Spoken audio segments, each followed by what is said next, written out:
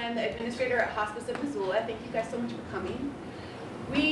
This is Community Conversations on Death and Dying. We have two wonderful speakers tonight. But first, before we start, I'd like to have Lawrence sort of read the rules of group conversation. So, take it away, Lawrence. All right, so of course the idea is that once Gary's given his presentation, we'll be opening things up for conversation. And our dear friend and chaplain texted the rules because I couldn't remember them. They're very simple. Number one is listen deeply. Number two is speak from the heart. Number three is be spontaneous. And number four is be brief. And I want to explain a little bit about this. What he means by, for instance, be spontaneous is that if you're sitting thinking about what you're going to say next while everybody else is talking, and you're trying to just get all your words focused and right, well, you're going to miss what was just said, right? So the idea is just go ahead and be open and listen, and in the moment just speak your truth, and then we'll all hear each other. That's the idea behind that. Speak from the heart is self-explanatory. You're in good company. It's safe. Tell us what you're feeling. And be brief. Well, I personally am not known for my brevity. It's not my long suit. But my brief and someone else's brief are going to be maybe different. So it's very likely that will be the case. So,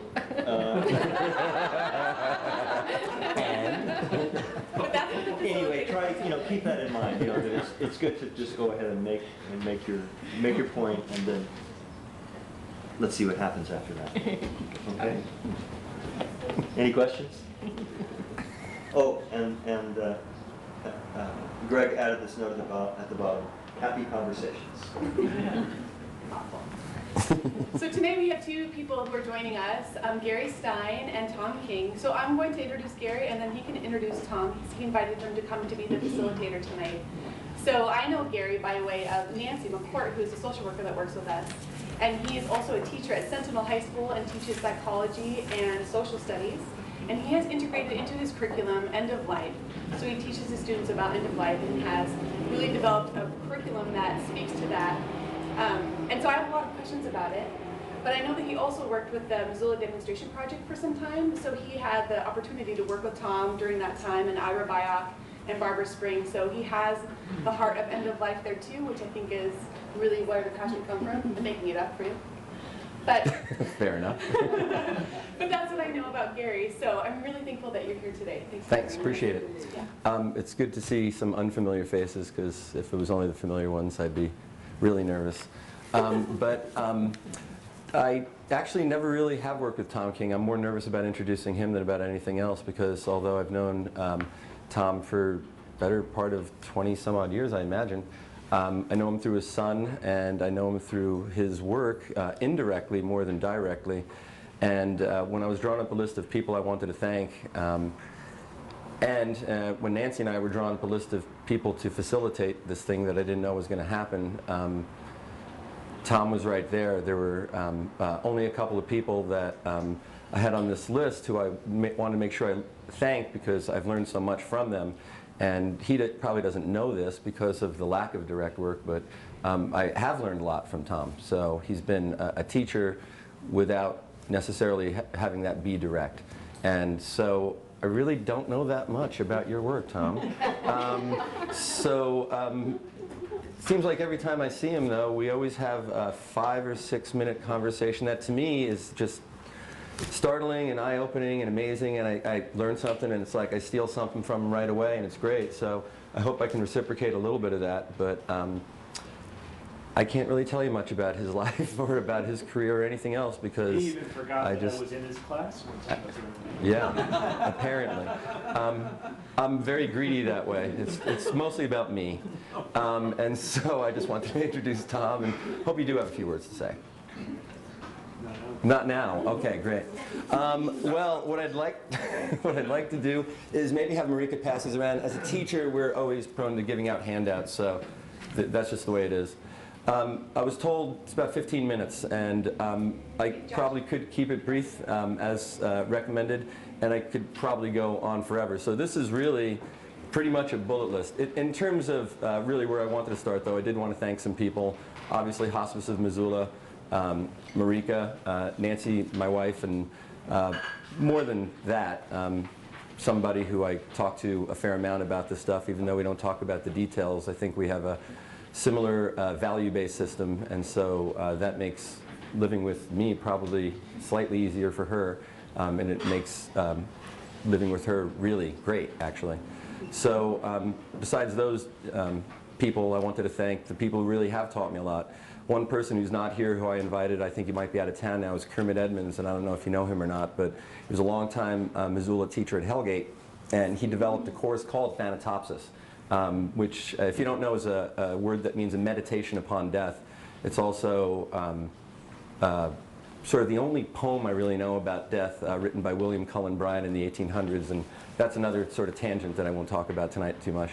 But Kermit taught a course that I still meet people today here in town who, when I tell them I'm a teacher, they said, "You know Kermit Edmonds?" And I say, "Oh yeah." They said, "I took his Thanatopsis course 35 years ago, and it changed my life." So the archives that he developed for that actually are still in the basement of Sentinel High School, because he bequeathed them to me, and they're 4 incredibly large files. Some of the stuff you see on the table is actually stolen directly from him, and so he did some really important work. So when I tell people I teach end of life or thanatology, they're like, "Oh, that's really unusual." And to me, it's not unusual at all, in the sense that I've been doing it for 16 years, and he did it for 25 years before that. So there are teachers who have been doing this for some time. So I know it might be a surprise to some folks, but it really has had a foundation in education and pedagogy for some time. So I wanted to thank him. Andy Dreiling was a former hospice nurse, I believe, directly, and you know, she pretty much taught me about hospice. You know, so she's great. And gone, but she's over here in the obituary, so sorry if I crack up a little bit. Ira Byock, definitely, and I want to read something from Ira here that he wrote a few years ago that really is sort of the foundation of what I do. Barbara Spring, Tom King, oh yeah, Tom King, I definitely want to thank Tom King. But Tina Barrett, and then TC, who I've known personally for, I don't know, 25 years, and then our paths crossed again. He was at Head Start for a long time, so sort of as educators we met, and then I found out he was working at the funeral home, and that was great. I can't think of a better person to meet people in that particular situation. He's a great person. And then his partner in crime, I guess his boss maybe, Megan, who couldn't make it tonight, but she's been really helpful. People that we can bring into class and use as a sort of clearinghouse of information for the topic that way. Jan MacArthur is here, and she's been in class a number of times now. We've had some other music thanatologists, but Jan's daughter went through my course and has done great things, continues to do that as a student at Boise State, and Jan's been great, very generous with her time. So I'm a little nervous about having 3 music thanatologists in the room, because Tom and I were joking that could be a rumble. Yeah. So yeah. What is it? Yeah, no, you. Well, I had one word for those people, you know, those harpists, you know, like drums. Have you ever heard of drums? You know, so, anyway, so, but be that as it may, what you have in front of you is sort of a laundry list of the things that we go through. So thanatology is the study of death and dying. And these are just ideas, and so I'd rather just rip through this. If you want to interrupt, go right ahead. If you don't, then I'll rip through it, and then you could ask about this stuff, maybe I'll tell you about it, and then I guess it's a free-for-all, so that's great. Personal background and story, it says, what's yours, what does it show in your drawing? Does it show in your drawing? These are drawings that students are asked the very first day we introduce the topic. We ask them to draw death, so that's it. That's the only direction they get. They get crayons and an 8.5 by 11 sheet of paper, they draw death, then they hang those drawings in front of their desk, and we're sitting in a circle, and That's where the conversation begins. By the way, we have some students here tonight, and a couple in particular who have gone through the course, so I know Tom is prepared for this to sort of solicit their ideas about what the experience of talking about death in schools was like, because you're right, it doesn't happen as often as I'd like it, or maybe as you'd like it, and so that's sort of the balance of, well, there are people doing it, but maybe there needs to be more people doing it. So why death and dying? You could read all of those things. For me, it's the ubiquitousness of it. It's everywhere. And if you don't talk about it, I think it's insane, because virtually every movie, book, song, poem, story, ends up being about somebody's passage, somebody's life and or death. So it's really the core of theme of what we do as human beings in terms of constructing meaning in our life. Because if we construct meaning in our life, then it makes the passing into the next stage maybe easier, maybe more comforting in some way. So if we're going to give meaning to our life, then I think it's really important to talk about the other side of that. And so that's one of the things I've tried to get across to students in terms of talking about it and the openness to be able to talk about it. So I think you can read all of those things. Resources, and again, ubiquitousness. Open up a newspaper. Sadly, another tragic death this morning in Missoula, reported on the radio. So, the repetitiveness of it is stunning in some ways, and for a teacher, it's fodder for your curriculum. So you don't have to really design a curriculum or buy a curriculum from somebody. It's sitting here. And amazingly enough, maybe it's fate, and I tell students this all the time, Missoula, Montana just happens to be this this center of activity, and it's been that way for a long time, and enough people don't know that. So lots of other towns have lots of other things, but no other town has everything in the way that Missoula does. And that's an unbelievable thing. I mean, you got to look around the rest of the country and see that, but that's what I think the Missoula Demonstration Project did and some other folks did, was to warehouse this stuff and to say, we really do a pretty good job. Everybody could do better, but I don't even know what that is, but we do a pretty amazing thing in Missoula, Montana. So in a bid for shameless self-promotion, there's an old article from Modern Maturity that also features Tom King about Missoula. And that dates back 10 years now, and that's been going on. So the work that you all are doing is really, it's recognized that way. And there were pioneers, and now you're the workers who are really engaged in this day to day. So that's important to honor what you folks are doing as well. So resources are everywhere. Concept of little death, and little death is a concept we try to teach in class. Maybe some of the students will talk about it, see if they can remember what we talked about. So if you don't know what it is, that's okay, I'll explain it later. These are activities, from drawing death, talking about bereavement camp, and there's some information on all of that. All of these things are here. And so it's sharing my story with students and then getting them to share their story. Music and art and music thanatology, we've mentioned Jan and other folks who have come in. And then where in the curriculum does this fit? Oh, humor. Saw Mary picking up the book before on death jokes, and it is easily the most sensitive part of the whole curriculum, because you don't know what a student is going through. You don't know how they feel. And for better or worse, a lot of humor is built on sort of otherness and ridiculing other, and that's a touchy area. So joking and ridiculing death and poking fun at the Grim Reaper is one thing, but poking fun at the Grim Reaper when it's a blonde joke is quite another. So it becomes somewhat dangerous, but students are really, I don't know, again, talk to them, but I found them to be incredibly resilient and open and caring and thick-skinned. And so their sensitivity is well balanced in almost every case. So I don't get a lot of students yelling at me about this stuff or breaking down in tears, but you'd have to ask them about that. So where in the curriculum? I teach it as a psychology elective. I know Amy Mack in our health sciences classes teaches it there.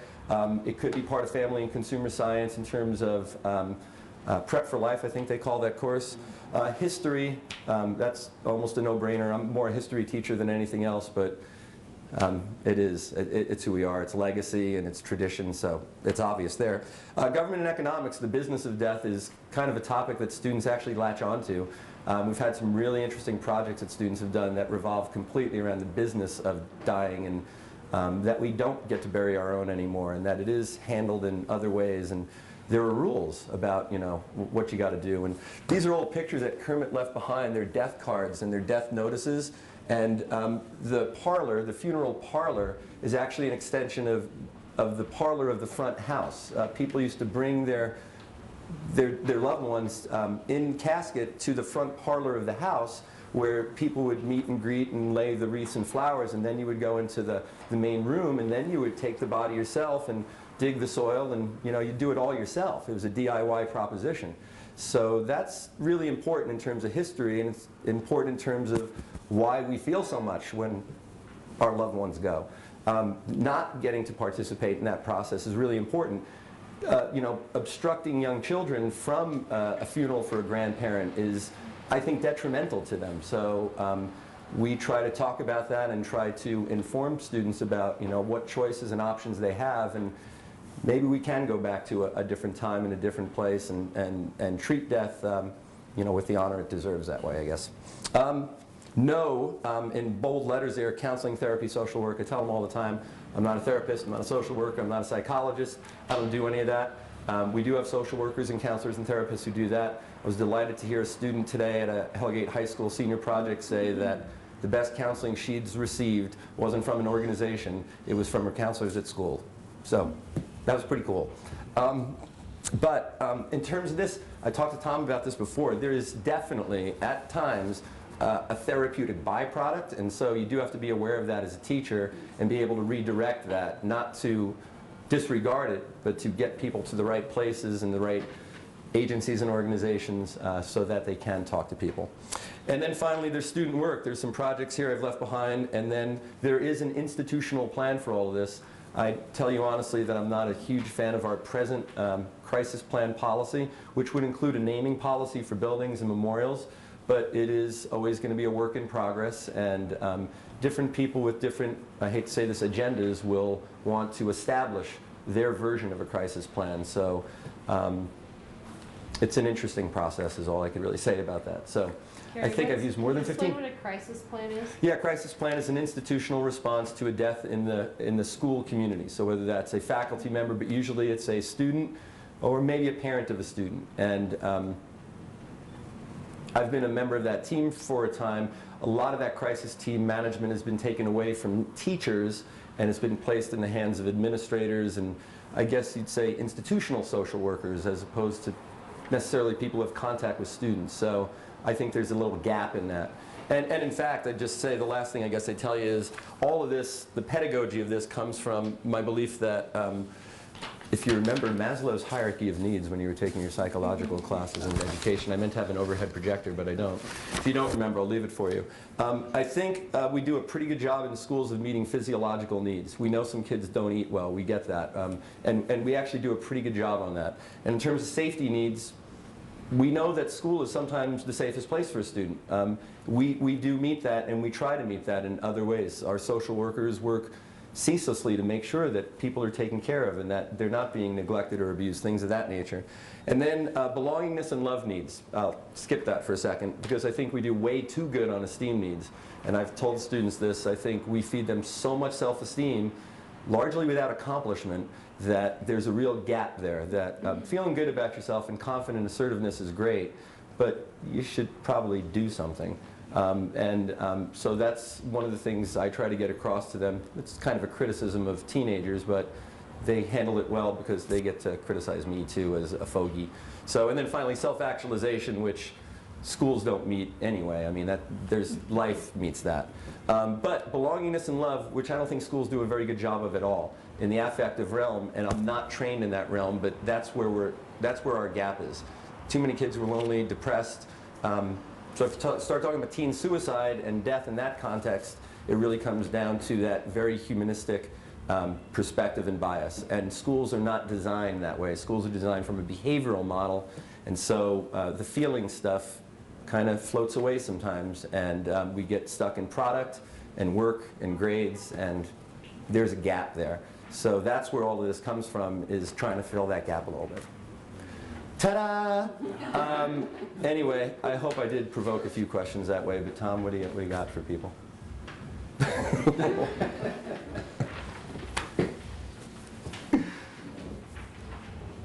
Well, the question that came to me is, you've been doing this for 16 years, Well, longer, but yeah, sure. okay? Yeah. What changes do you see in students from when you first started to now? The most basic one is 20 years ago, closer to 20, so I'll use 20 as a number. 20 years ago, when I asked students, by a show of hands, how many of them had been affected by death, half a class would have been a big number. I'd say 20% would have been a big number. And then if I even expanded that to dogs and cats, it would have gotten a little bit bigger. Now, I don't know, 75%? That's it.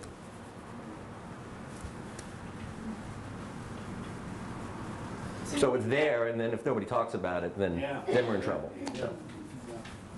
So is that students that are willing to say if they've been affected by it, or I mean, what is it? Oh, I could probably reshape the question and say, how many of you know somebody who's died? And the number is much bigger.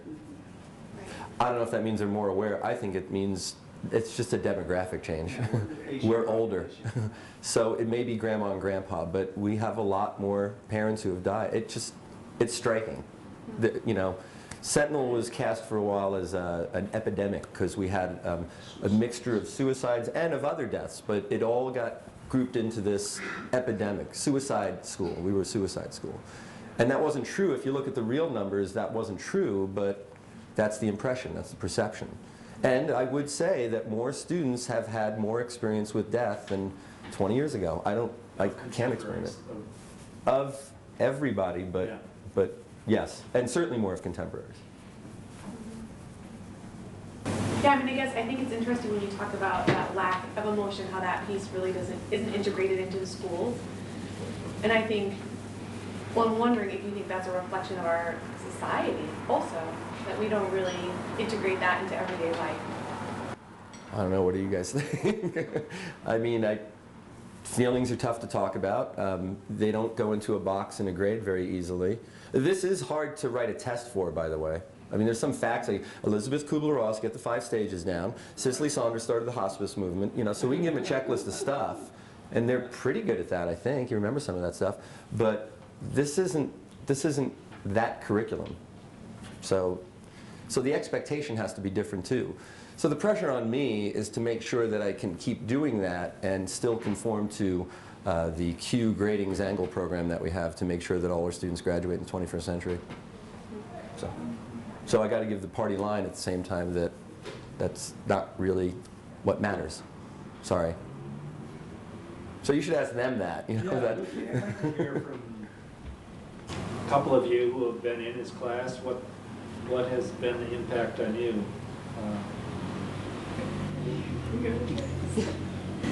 I don't know, like, I guess, like, when I joined, like, psychology, I didn't really know that we, like, covered death and dying and that kind of stuff. So when that, like, part of the class came up, it was, like, kind of shocking, because, like, one day he, like, closed the door and he was like, we're going to start talking about death. And we were all just like, oh my gosh, like, you're kidding. And then the next day we come in and the desks are all, like, in a circle.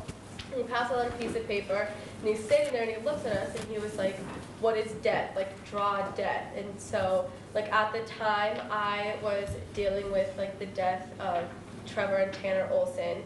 So, like, in my head, like, that was the thing that came up, but, like, other people drew, like, blackness or, like, graves and that kind of stuff. So it just, like, kind of depended on, like, where we were, like, that time in our lives as to what, like, death kind of, like, meant to us. Because, like, now it's just, like, darkness to me, because I'm not experiencing anything right now. But, like, at the time, it was, like, the 2 people that I knew that had passed away. Also, when we just got the assignment, most of us all drew, like, a tombstone, because that's, like, what we think of when we think of death. And then, like, towards the end, if we were to draw another picture, I think it'd be, like, a way different picture. No, never thought about doing that as a class thing, so that's a great idea. What would you draw now? Well, not really sure. And you're certainly welcome to look through the drawings. One student has put together, on suggestion, a catalog of the categories. So how many tombstones show up? How many crosses show up? How many flowers show up? How many are different colors? How many are blank pages? How many are black? So that's categories you can create. That's sort of academic, intellectual stuff you can do, but it comes from a feeling-based place. So you just say draw death, and then it's the first thing, but then you find, because the cultural symbols are all in our head already, you know, so I put a little faith in the collective unconscious that way, and that it pops up in these ways. So. Don't know, Michaela? You just went. Yeah. By the way, this is all part of lifespan development, so death doesn't actually get plopped in, but I never know what students hear either. But this all comes from pre-birth through lifespan development. Use Erik Erikson's model sometimes as a guideline, and then we get to death. But then we know that death is different because you don't all get to live a long life and die at the end. So it interrupts that lifespan development process. So I don't know, Michaela. Well, I was really shocked when we started the death unit. I was nervous about it, but this little death concept kind of helped with that. You can explain that if you want, but it brought a whole new perspective on it, so it was easier to talk. If that makes sense. I want to know more about the little death. Yeah. Oh, well, I don't know. You guys remember well, you know what big death is. Big death is easy. Big death is you're dead. You see you later. So I don't know, why don't you guys figure it out? I'll play teacher, you play learner. Why don't you? Spontaneity, Lawrence. You know? So what do you think little death is? End of a relationship. Sure, that's a good one. End of a job. Sure, that's good. End of a physical. Best student in the class right there, keeps coming up with ideas. People, help me out. So Gary, really, at one of the times of this community conversations, we spent a lot of time talking about transitions. So if we look at every transition in our lives, maybe everyone could be considered kind of a death. Mm-hmm. Yeah, that's kind of like how we viewed the concept was it's things like your dog dying or you breaking up with a boyfriend or girlfriend, just kind of things that just affect your life over the time, and then you eventually come to your big death. So we talked about it, and then we also talked about Stein talked about his way that he wanted to die, which was standing up in front of the class and all of a sudden just go. That would be the most terrifying thing ever. But then he also has his ideal funeral, the people that he would want there. Some of them were alive, some of them weren't. So that kind of put into your head what kind of people you wanted at your funeral, if you could choose over everyone that's ever lived. So that was kind of a cool thing to think about too. And that was, I think it was maybe you that did the present, you had him write the list. That was cool. Yeah, it's a gift Nancy gave me for my 50th birthday. So. Can I pass it around? Yeah, absolutely. You can even explain it. This So. was at the Red Ants Pants Music Festival. Of all places, there was a vendor who was an artist, and she had a little book called Imaginary Funerals. And this was before I was at Hospice, but I knew him. And I said, "What is this?" And she said, "Oh, it's for 20 friends. I asked them each to tell me, without telling them why, 20 people that were of most significance to them." And so then she would collect this list of 20 people, and then she would draw their funeral with those 20 people present. And the person giving you the list of names doesn't know that that is what the outcome is. So I thought, perfect gift. So this is Gary's imaginary funeral. Sorry if you didn't make the list, by the way. I know it's kind of a big deal, but Don't pass that around. I did feel a little bad when I showed this gift to some colleagues, very close friends of mine, because I have it at school because I need it there, and I did feel a little bad. I was, who did I forget? And then I see something else. Somebody dies, and I've saved all these death notices and articles and obituaries, because mostly I'm a collector, but again, it's ubiquitousness again. And so, yeah, it was just, yeah, well, yeah, sure, And so the vanity of that is, the other thing you have to sort of talk to students about, that, yeah, of course, we all got a little ego, You want to know what people say about you. It's amazing how many students don't want to know. So you ask the question, and then you find out that not everybody thinks like you do. And so that everybody really is individual. I mean, there's no way around that. So ends up being no right and wrong. So when I was a guest in, besides your class, when I was a guest in the Prep for Life class, right, a number of years, I would ask them, each student would go around the circle and ask them to imagine the ideal deaths that they wanted. What age, where were they, what they died from, what kind of service or what after, and everyone was totally different, and people were, you know, just amazed by someone sitting with them who said, you know, well, there's the jokester who want to die when his parachute open. Always get one of those. Yeah. Right. And a number of people would talk about being at home, being surrounded by friends, you know, and they all want to be in their 90s, most of them. And then when I, as a hospice chaplain, talk to the 90-year-olds, they say, I wouldn't want to wish this on anyone, you know. If you just, you know, especially if you're not healthy at this age, it's no fun at all. Good death is another concept we bring into play, and I've started to change my terminology actually from something Dr. Byack wrote about dying well, and instead of the sort of the value-based system of good and bad death, but sort of dying well, and what does that mean? So I asked students to describe, I used to ask them to describe their good death, and you get the same exact thing. You get the drama people. They truly think they do want to jump out of the plane and have. So I mean, you can't beat them. You know, there's no way to respond to that. That's what they want. And I think back to a friend more than acquaintance, Rich Pierce, who I worked with at a climbing outdoor store here in college, and he was a climber, and he climbed big mountains over in Nepal, and he died on a hill, and it was certainly sad. You know, people were in grief. But man, the guy got to go out the way he wanted to go out, and so there wasn't that much pain. You know, people were like celebrating because it really wasn't a great way to go. In fact, his body wasn't found for a year or two later, but that's what he wanted. He made that choice. And we're not condoning suicide. We're not condoning, you know, that whole, you get that, but I do think it would be a gift to be able to sort of know your own death dream. I think that'd be an amazing thing. And you find some students who, when they think about it, they're like, yeah, that would be kind of cool. Some students are petrified of it. So, you know, you have to recognize that. I found in that class more and more students who have had some hospice experience. Someone in their family who'd been on hospice, and they just talked about what that meant to them, that they were a part of it. It wasn't, you know, put away from them, that they could imagine terrible things, and they found it to be this amazing experience filled with love, you know, and then that was their ideal death. That's how they wanted their end to come.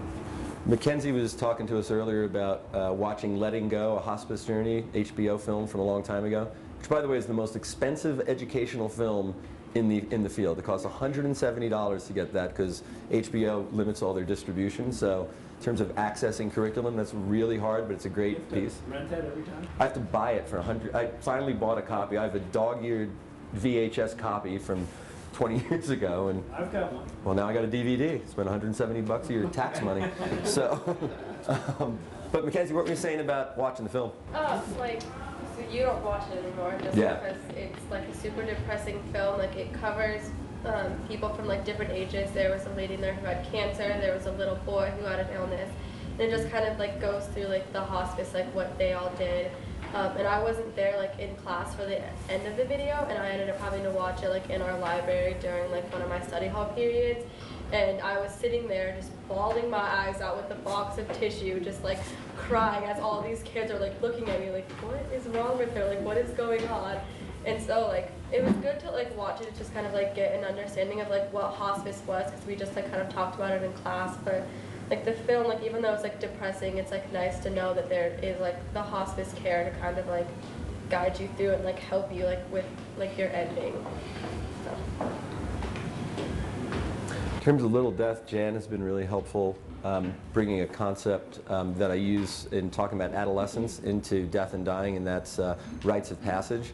And I guess I knew dying was a rite of passage, but I didn't think about including it because we use it for teenagers, rite of passage into adulthood, and talk about graduation.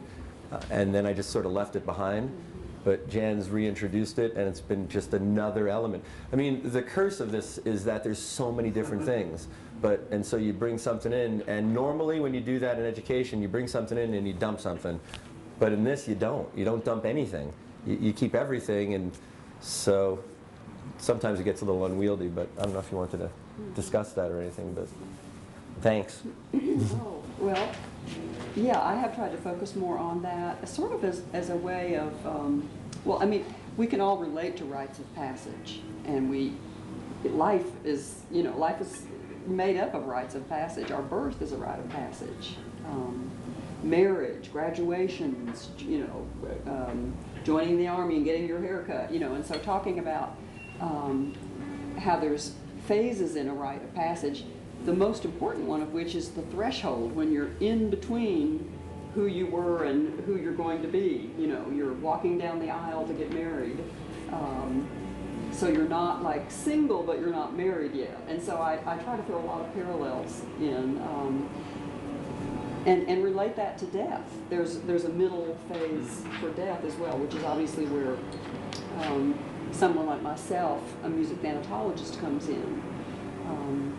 But I think talking about how music could be such a perfect response of reverence and tenderness and beauty to this in-between stage of being alive and dying, and trying to link that to all the other rites of passage that we all experience in our life is something just a dimension I've tried to add to just coming in and talking about the music itself. When you talk about rites of passage, I often think about the rituals that used to be around and aren't anymore, except in some communities of faith or some areas like that, but and how people are designing their own and finding new ways, personalized ways of ritualizing this event. That is, as the paper said, not a medical event, it's a spiritual event, sacred. Mm-hmm. So how do we honor the sacredness of that? And so much of the culture doesn't know what to do. They come to me as a hospice chaplain or hospital chaplain now and say, we've never done this before, what do you do? And we need rituals because not everything can be explained with words. You have to have some ritual that captures that or points to that mystery that it's beyond words. And what would be the right ritual that would fit this family? So I don't know if that's something you want to add to your No, I mean, curriculum. well, yeah, what we do, and my daughter just finished a project for a senior project on crosses, the highway markers in Montana, and it was a great project, but one of the judges asked her, because she and I went on the road together and did this, I helped her out by driving, basically, and the judge asked, well, what memory do you have of you and your dad being at, or was it you? You asked the question. Wasn't there something? Yes, did anything significant happen right. when you were out? Right, and do you remember what she told you? What she told me? Yeah, about the one cross that had the... Oh, yeah, very, very definitely. She talked about how intimately they explored the crosses, which I thought was really nice. It wasn't a drive-by. They got out, they took a picture, they looked at what was beneath it, below it, tucked in it. And she spoke about a lock of hair that was tucked in behind one of the crosses. And I thought that was, really, it was one of those ritualistic things, something that we do, we leave behind, it's tangible, and very personal. So that's what I got from that. Do you remember the other ritualistic cross? That's the one I was thinking of, so I'm glad you thought of the other one. Yeah. There's another one. Well, she spoke of stuffed animals, which seemed to be Right. pretty, I mean, that's comfort. Then there was the mixed message one. There was at one of the crosses there was You're in school. Yeah. there was a beers. Oh, that's There was right, yes. cans of beer Yes, at yes. full, still there. And so, drunk driver, not drunk, we don't know the story. Person probably was a partier, throw a few back, and so it was just sort of, it was just one of those things where we're looking at each other and saying, what do you think about this? Is this okay? Is it not okay? Do you take a picture of it? What do you do? And what are these people thinking? Why leave a beer can over by a white cross? It's a waste of a beer if nothing else, but it's another ritual, and I don't know if it's right or wrong. I don't get to make that judgment, but Not an uncommon one. yeah, right. This reminds me of the findings of archaeologists and anthropologists, people that are looking for evidence of really early deaths. Like what people were doing going way back when we were basically hunter-gatherer cultures. And I'm reading this book by a sociologist called A Social History of Death. And he talks about this. He talks about the fact that when you go that far back in our history, death was always a surprise. And when you find these burials, you'll always find that the person has been buried with things that his survivors think he might need for the journey that has still yet to take place.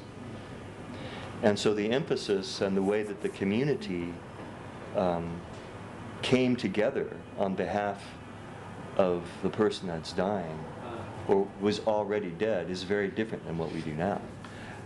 Their role was to help prepare that person for the journey, which takes place after death. Right. And so when you mention the can of beer, I think, well, Mary shared an experience recently with me about something along these lines, but the idea that someone's giving them something to take with them. Right. And that's great. Yeah.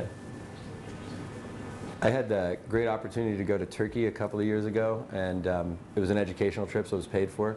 And they took us all in all these different places, and it was great. And I really wanted to go to Gallipoli, and it was great, and it was amazing. And I thought that was going to be the best thing of the whole trip, because I'm more modern historian than old historian. And then they took us to this, I guess it would be Neolithic site. And I'm not a big fan of archaeology. It's not big for me, but I was blown away. It was great. It was one of the coolest places I've ever been. Katahulyuk, I think is the name of it. But the people there, they surmised anyway, the theory is they showed us their hovel, their place in the ground, and their suspicion is they mapped out the kitchen and sort of where people cook, and the space underneath the kitchen was where the bodies were buried. That people literally were buried right in place, because these were people who were the first people settling in one place. And so they stayed in one place, then had to go out for whatever, food, and to also farm, and to get water and things like that. But everything was right there. And so nobody talked, they didn't have any information about what was left behind or what was there for the passage. But that closeness, again, going back to, it is family, it is tradition, it is, we keep, we bury our own, we keep our own, it's really pretty primal when you get right down to it. But that was really like mind blowing. Like, I see how it used to be and how it might be again. I don't know. Gary, just to switch it a little bit, has it ever been a controversy for either administration? Have you ever gotten, some complaints or concerns about teaching about end of life in the schools? No, actually, I would have thought I'd get them more from the counselors and therapists, and I don't. I mean, they're great. So but it's turf in some ways, and so you do have to be careful of that. But again, I don't deal in that realm, so I'm safe. You know, the number one thing about teaching is that if you can, your number one job as an educator, by the way, legally, is to protect the health and safety of your students. That's pretty much it. You know, you're supposed to deliver curriculum, but if you've got to protect their health and safety. So if you provide a safe environment, and if you get them to work, you know, sort of do things, nobody really complains very much, which I think unfortunately tells you about the low expectations of parents. It doesn't tell you about their high expectations. And so, no, not one person has ever said anything about, I'd invite that, it'd be great, I'd love to have the conversation, but no. You know, I don't even know if students talk to their parents about it. Well, that's my question for the students. What do you feel, do you feel like this has any kind of ripple effect? Do you talk to your families about what you're learning and apply it to some of your life experience out loud or just in your head? Do you share it? Well, I think death is something that's just uncomfortable to speak about. So for the most part, we don't, unless like Stein does something like this in class where you can get people to feel more comfortable about it and talk about it. So people probably don't complain because overall it's a good thing. And somewhere deep down, even if your parents might be upset that you might be saying something that they don't agree with, there's still, you're talking about something that they might not talk to you about because it is so uncomfortable. Have you found any of you in a situation where you were able to share with a friend or a peer that the information was kind of helpful in a practical way? In one of the sessions, we learned about like what to say to someone that's like going through that. So we like learned to, or like what to say to someone who is dying. So it like made it easier to talk to people who were going through that. That's a pretty big deal. So how young do you think is too young for teachers to teach about end-of-life education? I think that like kids like at like a young age, I mean, not like as heavy as like sometimes it can get in class, like talking about it, because like in a class like where you're comfortable like with your students and with your teacher, you can kind of like open up and like you're not scared to talk about the things that you normally would be like with any other teacher. So like I think that like if kids like middle schoolers started learning about like just like death and like that kind of stuff, because like Stein said, like more and more people are starting to deal with death like at a younger and younger age. Like if they have a better understanding of like that kind of stuff, like they're more able to talk about it, then I think it like will be helpful. Because I know that talking about it in class, it just like made it easier to like have the conversations like with my parents about it, because we live with my grandpa and he's like older, and so he's like getting near like that time, and so like I've like talked to him and like even my mom about like a living will and like any like will in general, just because like if they're like if one of them like passes away, then like that leaves like us left to kind of just like figure out what we're supposed to do. And so like I've like asked my mom about like wills and stuff, and also I don't know if it was Stein that talked about it, but I know Amy Mack, she talked about like the death of her mom and how it was just kind of like which is awesome that Amy could like open up to us and talk to us about it.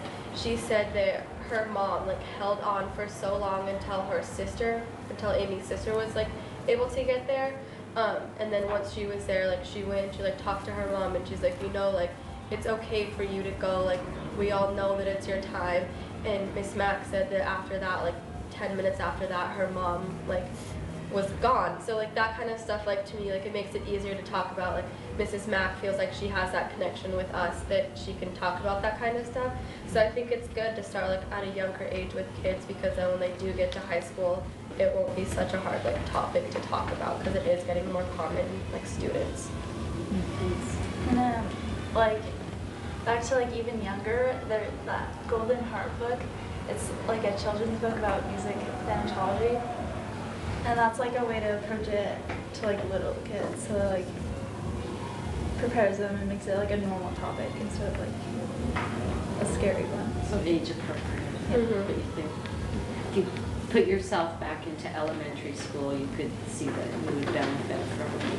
Yeah, I think it would, because then like makes it easier. Like it doesn't come as such a shock. Like my little sister was affected also by the Tanner and Trevor Olson death, just because we were like close with them, and she was really young at the time that it happened, and so like took her as a shock because it kind of like wasn't in her mind that like people died, because the only other death that she'd handled was our grandma from cancer, and so it didn't really like settle that like people actually died. And so I think that like starting at a younger age like helps them just kind of like cope with it, because it does happen more frequently than we expect it to. So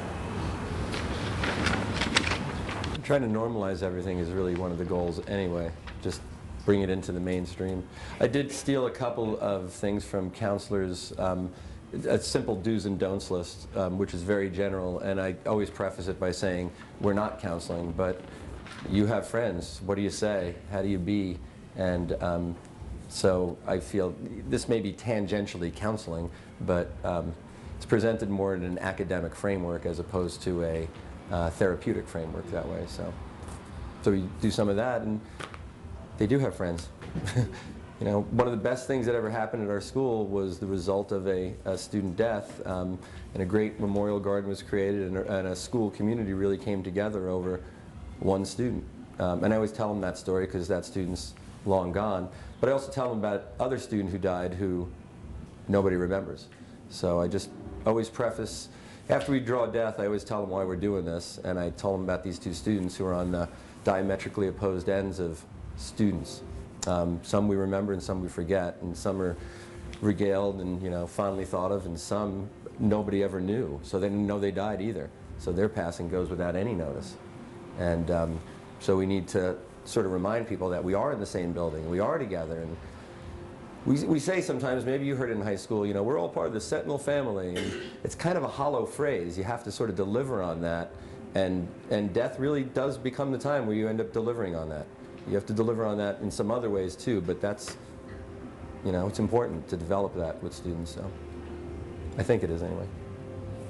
I never took Stein's class, but I always found it easier to talk to people, like, or at least when I had problems and stuff, I'd look at more philosophy type things, where there isn't necessarily a solid answer.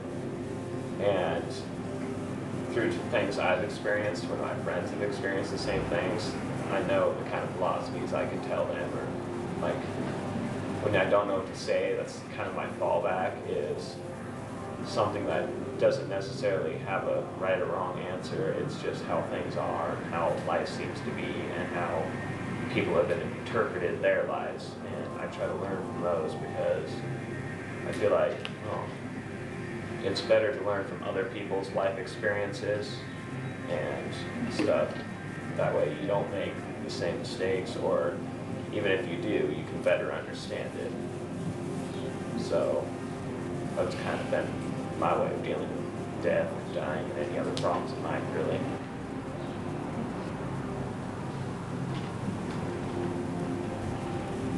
Besides the things that you shared with the students, some relative to, like, what do you say? You know, so often we find that people feel really uncomfortable when they don't know what to say, but so emphasizing the importance of just like being there, even if you never say a word, just sitting side by side with someone, being present, and sharing that silence. Sometimes that's really the test of a true friendship, and you just can kind of sit. So I hope you guys know that's a great tool to have in your toolbox too when you're uncomfortable.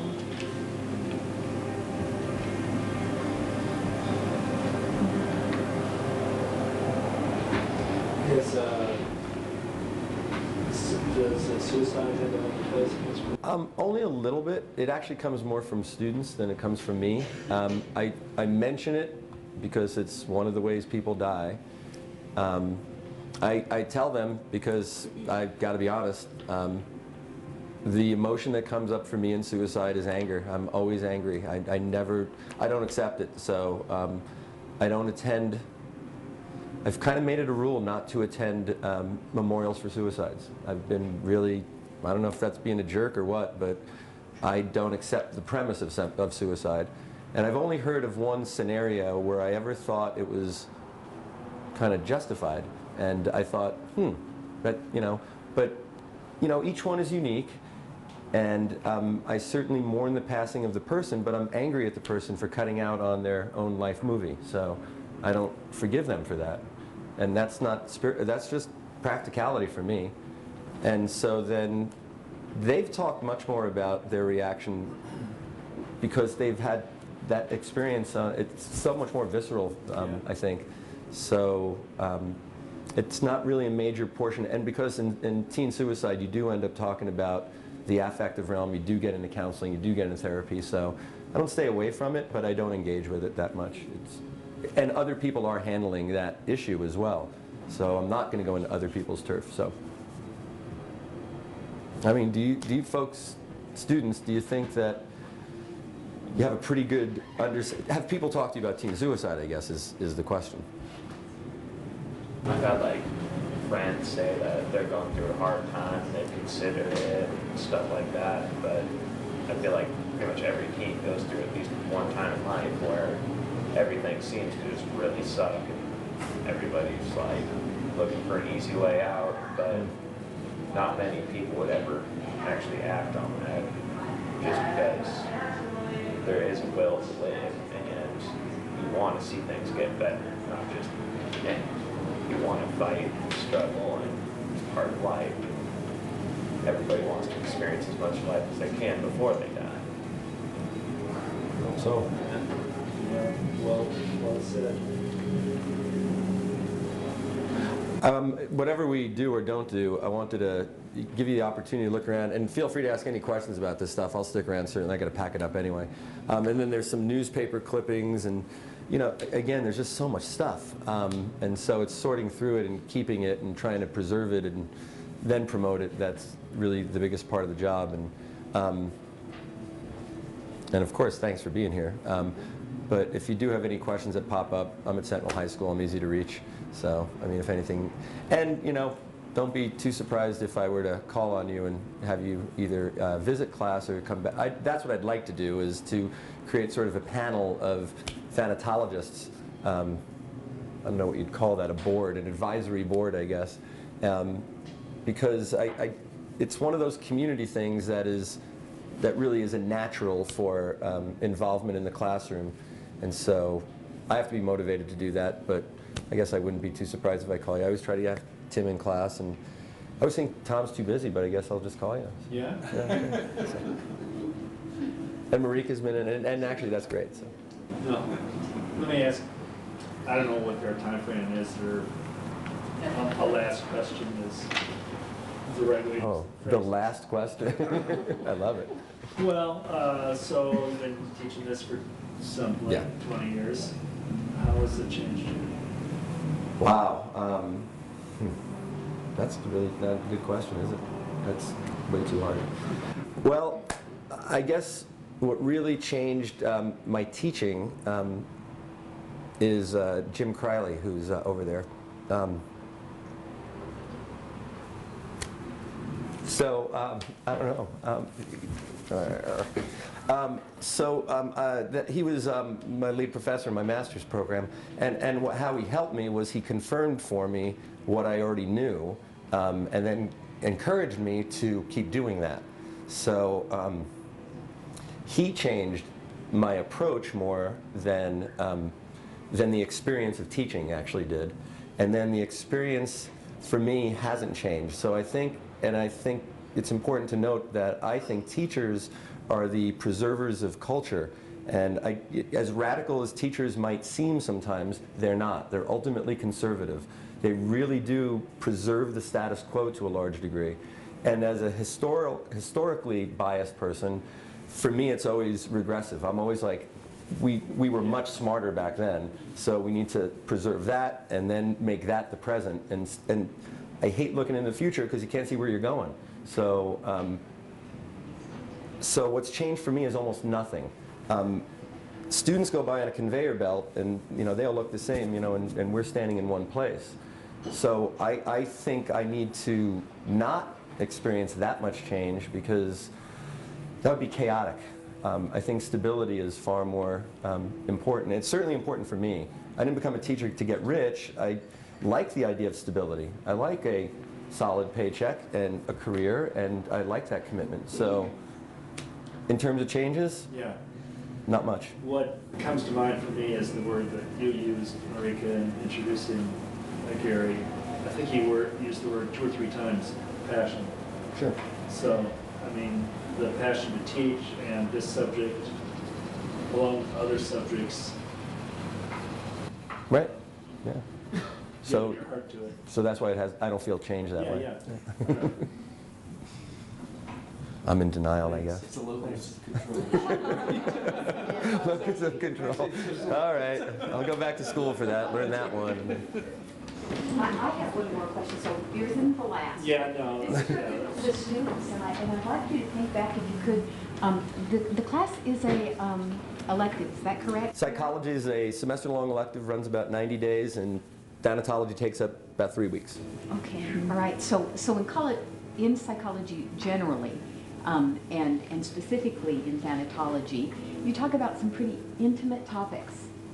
And I know that you're called to kind of do a lot of introspection as you're in those classes. And then I bet through those 90 days you kind of start sharing information that you probably thought you wouldn't maybe share with a classmate. I want to know if from the beginning of class and then as you exit that class 90 days later, do you feel like the relationships with the other students in your class have changed much? Have gotten closer because of the time and because of the information shared, more than any other class, or not really? I think so, yeah. It was like just a really different class compared to like all the rest of my classes. Like we got to know the people a lot more, like about their families and stuff, and just like what kind of background they come from. So that was a lot different. And like most of the class is all discussion also, and so we just get to know people a lot more than in other classes where we just like lectured the whole time. So it was a lot different. It was a really good experience. Yeah, like my psychology class was amazing. Stein even like commented often about how much he loved our psychology class because we were able to just like discuss things like openly and like feel so connected with everyone. And I remember that there were days like after a discussion about like death and dying, I'd walk out of there and like the environment just from walking out of the classroom was like a slap in the face. Like we felt so like connected and like as a family in the class. And then when I'd walk to my other class and sit in my desk, like you get back into the routine of like an actual class setting. Whereas in Mr. Stein's class, it's more of like a discussion, like it's kind of like a free like feeling class.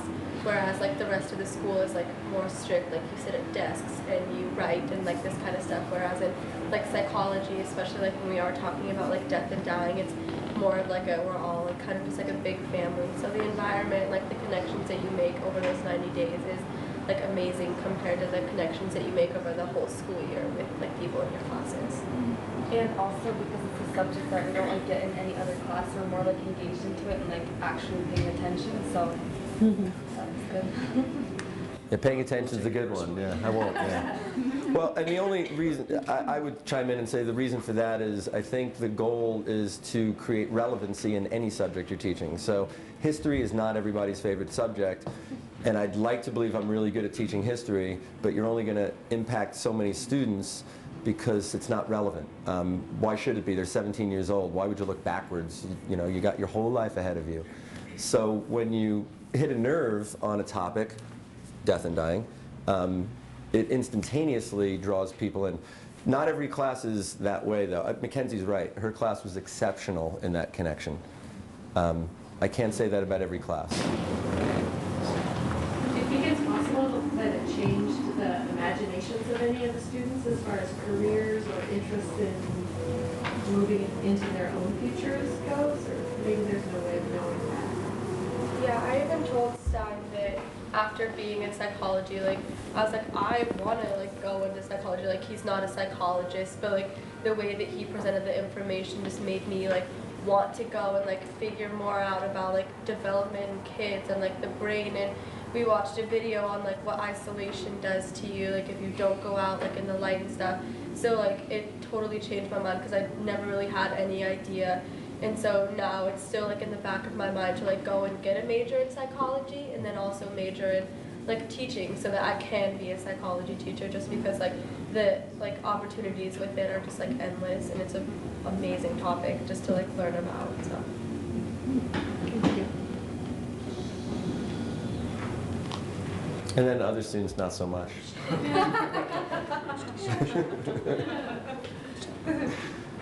Some like woodworking. So.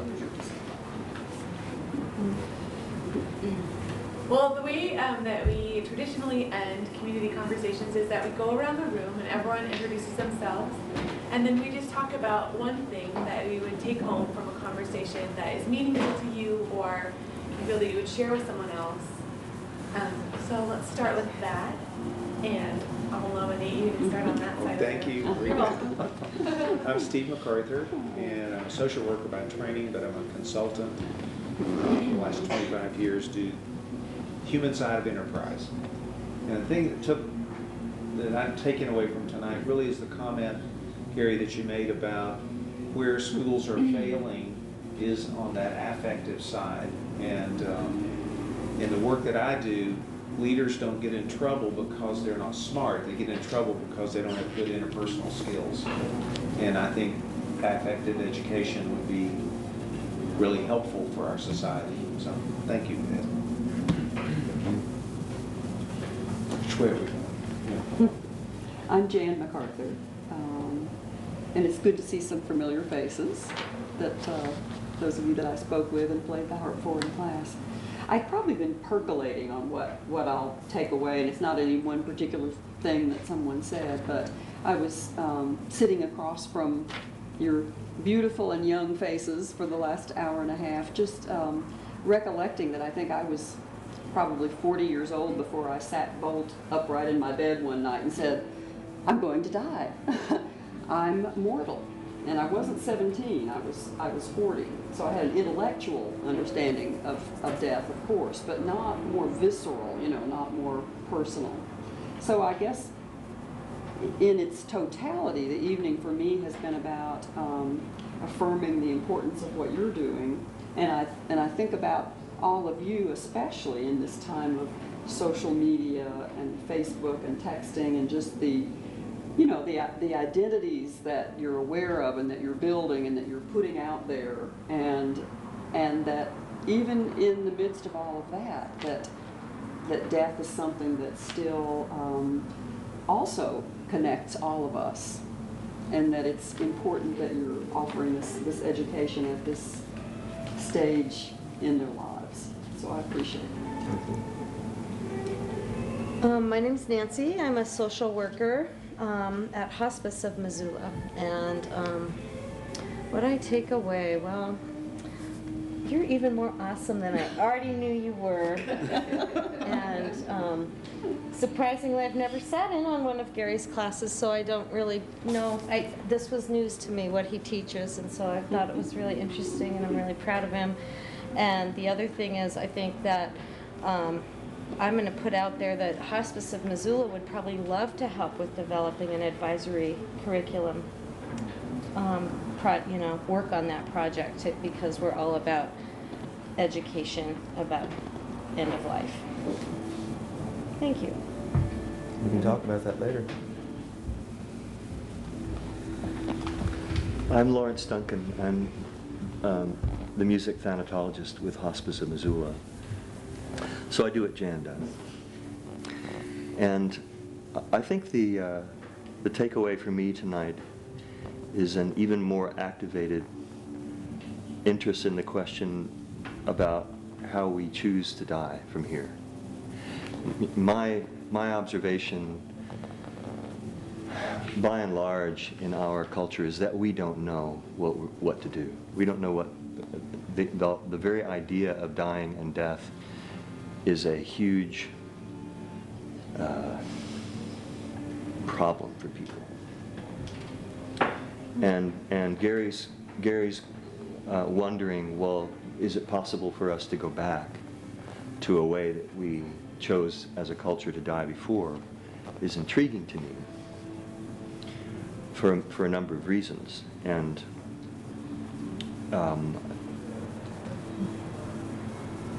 I think that we're at a time in our culture where we can begin to really seriously look at this question, because we are more and more individuals in this culture.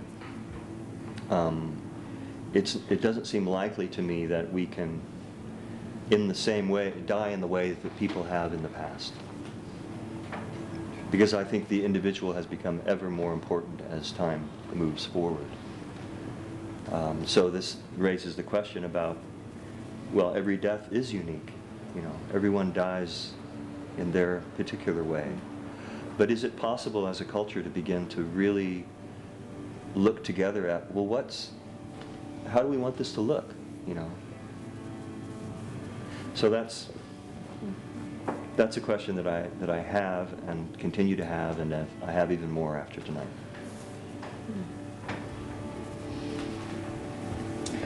I'm Mary Werner, and I work as part of the spiritual care team, which Tom is on at St. Pat's, and I play music for the patients at the hospital. So I think the major thing I take away is hope.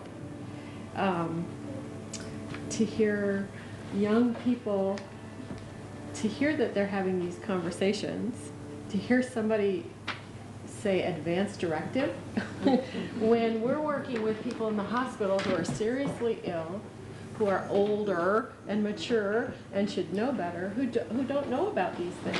And it makes working in the hospital and helping people make good choices and have good outcomes really challenging.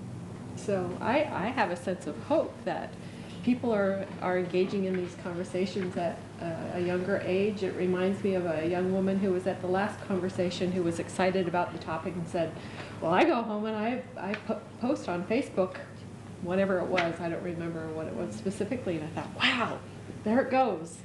And it just gives me hope. Things will be better in the future. I think what I'll take away tonight is that I have some affirmation about some feelings I think about great things happen in schools.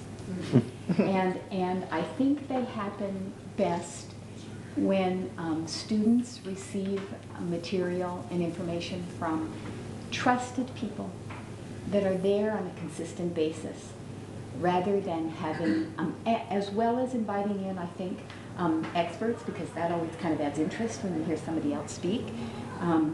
But rather than hiring people who are generally foreign to you to develop things like crisis plans, bring information to you that's to be comforting and educational. And so I'm celebrating the teachers and the students that work together every day and get to know each other really, really well. Thank you for coming tonight. And your name? What's your name? I'm Terry Steckley, and I'm one of the nurses at Hospice in Missoula. I'm Lee Metzger, and I'm just a civilian who enjoys coming to these meetings. But I have a very deep interest in participating in and promoting, where possible, conversations about end of life and end of life planning. And I think what I take away most strongly from tonight is the real encouragement that there's someone promoting these discussions among young people. And I think it's extremely important. And so congratulations, and thank you for being here. I'm Tim Harris. I work at the funeral home. One of the things that I would take away from her, first of all, I love what you're doing. Thank you for the invitation. And we need to do more of this. But one thing I would like to take away is time, the time that we've taken. And that's what I would say to everybody. Take the time, because time flies. And think about the time that you have with yourself, with each other, with your families. And never forget where you come from, ever. That's what I take from it. My name is Natasha, and just like in this discussion, it made me like when somebody asked the question like, what age would you want to die at? I work at a retirement home, And so like I see like, well, like people die and they have like little memorials up and stuff, but like I never really thought about it. But like when somebody said I wouldn't want like to be super old, because there's one guy at my work and he has his kids come in like a different, like every day they switch on and off and they come in and help him because he's like, he has troubles like eating himself and getting up. And so like it just made me think about like death, and if I had kids I wouldn't want them like, I mean I'd want them to be around, like I'd want to be around long enough, but I wouldn't want them to like see me that way, like struggling and having them to like come around. And it just made me like think about death and like dying and what age like. I'm Natalia, and I also work at a old folks home. It's at Village, and we do a lot with, there's a lot of dying like every day. And so this just kind of made me realize that even though like people die a lot, we don't really like kind of see it. But even though it's like a part of our everyday life.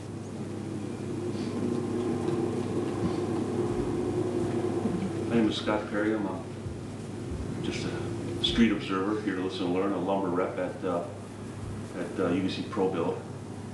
I've got a father-in-law who's in advanced stages of ALS right now, and I'm dealing with a lot of other personalities and their emotions, and they talk about hospice. I've heard of it, don't really know much about it. Read about some article in the paper and the meeting tonight, and thought I'd just come listen and learn and see what I could take from it. I've got a daughter who's an 08 graduate of Sentinel. Got her into Carolyn with a psych degree. I figured she'd start with something like that, but after listening to some of Gary here and some of the other people, she all seems to get in the middle of everybody and their emotions and psychoanalyzes and smooths everything over. And I guess that's good to hear and see in that regard. But anyway, it's the hospice that kind of brought me here to just kind of hear what to be said about it and learn a little bit more about it. So that's all. Well, I'm Dina, and I'm a CNA with Hospice of Missoula. And being a mother as well, it makes me really think about how I'm appreciative of the fact that moving into hospice has made me open up that conversation with my children about death and dying, and having had that kind of thrust upon me when I was younger and not having any sort of experience with it before, having talked about that with my son and him knowing what's going on with that now. His grandmother's in pretty ill health, and with him knowing that is coming, and he is spending more and more time with her knowing that that's coming, and he's speaking with her, he has been very appreciative of the relationship that he's been able to build up with her and all that in these last couple days. My name is Shannon, and I've been in CNA for about 8 years, especially working with Alzheimer's. So that's something I'm really familiar with. But it's really comforting to see that there's a conversation going on in the youth about something that was thrust upon me that I wasn't ready for. So it's good to see that you guys actually do talk about it. I'm Curtis. I work at Hillside Manor. I'm a life enrichment assistant. So I'm around, death and dying a lot because there's a lot of hospice caregivers up there all the time, and it's just a really neat thing. And what I take away from this is I think a lot of schools should be encouraged to talk about death and dying more often. And they already talk about like the beginning of life, so why not talk about death and dying? I think it's a very good subject to be educated about. I'm Josh Simpson. I'm the Director of Nursing at Hospice of Missoula. I think what I'll take away first and foremost is a more respect for you, Gary, just for what you've done. I think it's needed. I remember my health class and in high school and even college, and this isn't something that's talked about. So I think it's really important, and especially, you know, this group of this generation. It's interesting. I like to go to old cemeteries and look, just like walk around. It's kind of creepy, but you see that the average length of life back then was so young. You know, people lived to be 40, 50, maybe. You know, and now we're living 80, 90 into our hundreds, and as this group of teenagers gets older, their parents are going to live older, and then they're going to probably live even older. And so I feel like it's imperative for us to have these conversations now, because you guys are going to have hard decisions to make later when there's potential quality versus quantity issues with your own family and with yourselves. And it's important to know what your wishes are, because sure, our science might be able to keep you alive for years, but do you have any quality of life? And that's going to be important. So thank you. I'm Kenzie. I'm a junior at Sentinel. I guess the thing that I'll take away from this is like, kind of like I said earlier, like I felt like I grew like a connection with the kids in my psychology class, and I feel like just in like the short time here, I like grew a relationship with like everyone in here, because like death is a super hard like topic to talk about. So like when you get a group of people together that it's kind of like easier to talk about, I just feel like it kind of just like opens you up and makes you feel more connected in that way. So it kind of like, I'm gonna leave here like knowing that there are people in the community that still hold like real conversations, because my generation is kind of like antisocial in the sense of like person to person talking. So it's nice to like get with a group of people and be able to talk about tough topics and not have just like complete silence for 15 minutes while people are like texting and stuff. So that's nice in that sense. We'll get it afterwards. I'm Michaela, and I'm a junior at Sentinel, and I'm in Mr. Stein's class right now. And when he said the apathy issue, where that's where our gap is, that's what I really did get him. My name's Sawyer, and I'm a junior at Sentinel High School, and I tried for 2 years to get in Stein's class, but, you know, didn't get it. A little bit bitter. Has nothing to do with me. I know.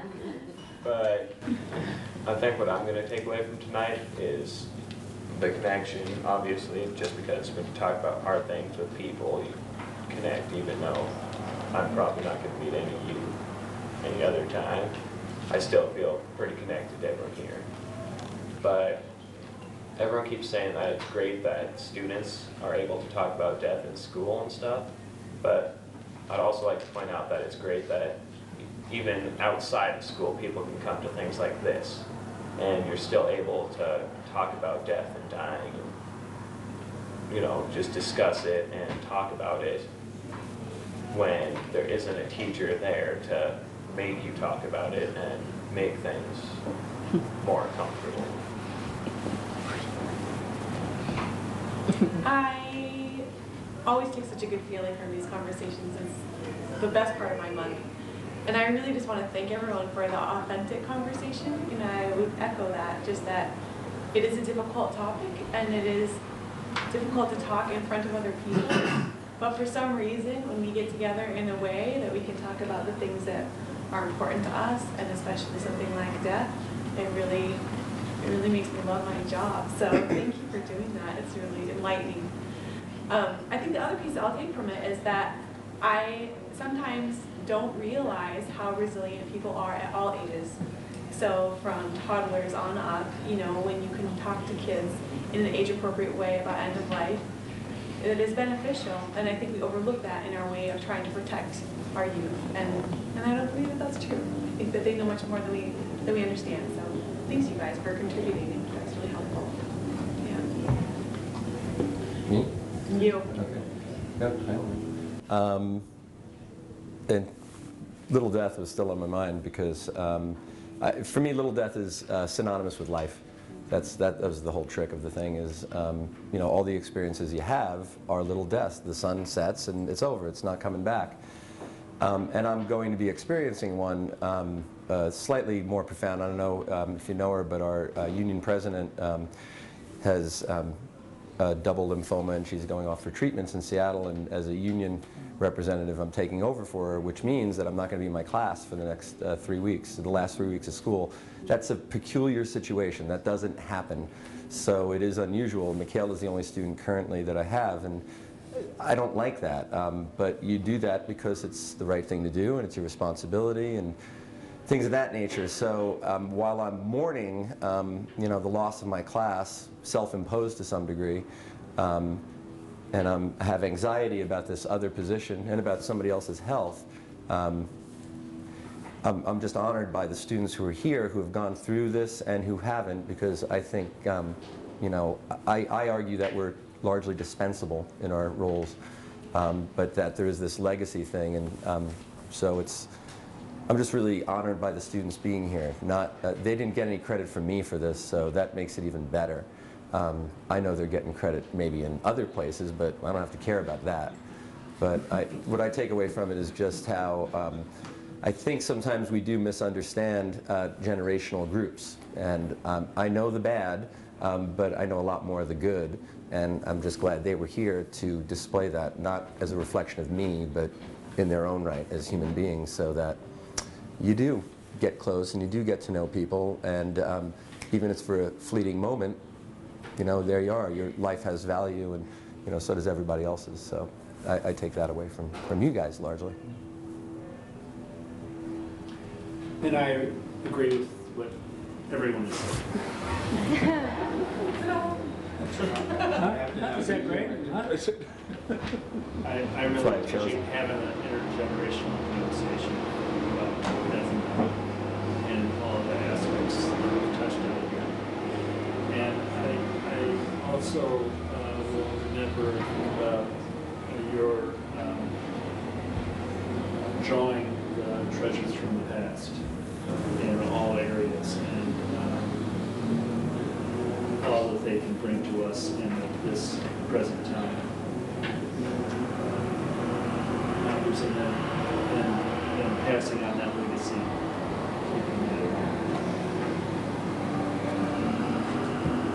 Well, thank you. You guys are welcome to stay, you know, and have some snacks and ask questions to other people that you know in a group. And thank you so much for coming. Next month, same time, same place. So it's always the third Thursday of every month from 6 to 8. And next month we'll be talking about... It's a mystery. It's in my mind. Perfect. To be determined. End of life and Alzheimer's. No, I don't know. Thanks. Appreciate it.